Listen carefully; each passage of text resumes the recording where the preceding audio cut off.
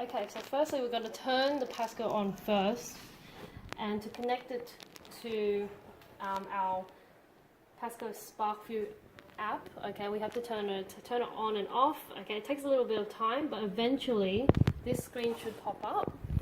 Okay, so for this experiment we need the 2 photogates. We've got our 2 photogates, and we're going to get the photogate timing. Going to press OK. Now the flag length is actually the length of the flag on top of our cart, so this length here. So we've measured it already to be 10 centimeters.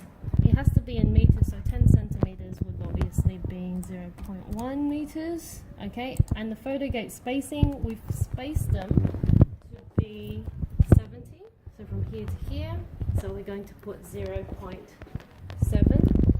meters for the photogate spacing.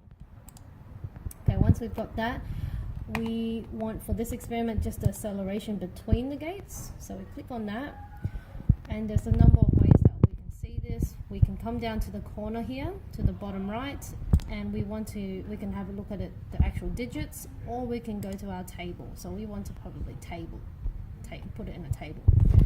So we're going to have our time, then we have our acceleration between gates. So when we set this up, we'll also need the mass of the cart, okay, and the mass of the weight that's hanging with this to the cart. Okay, we're going to measure them on the scale, which we'll put aside. Okay, you're writing that down, and the last thing we also need is the angle. So we've got a protractor here. Now obviously this inclined plane, if you zoom, put it down here, is not touching any ground, so we just extended it with a ruler so that we could read it properly.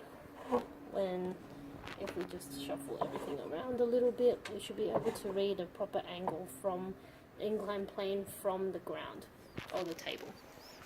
Okay, so to set this up, we're going to have someone holding onto the cart down here. The string needs to go over the bench pulley. It's I think it was 200 grams. Okay, so when I drop this mass, it's going to land in a bucket of sand. So we're going to make sure it lands in a bucket of sand. Okay, and I'm going to pull it back. Okay, just bring it over here.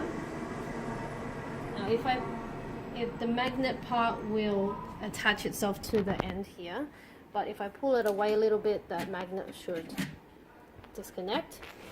Okay, and what I need to do is I'll need to press start. Now it doesn't matter how much time it passes after I press start, but then from there I'll let go. Someone needs to catch it on the other side.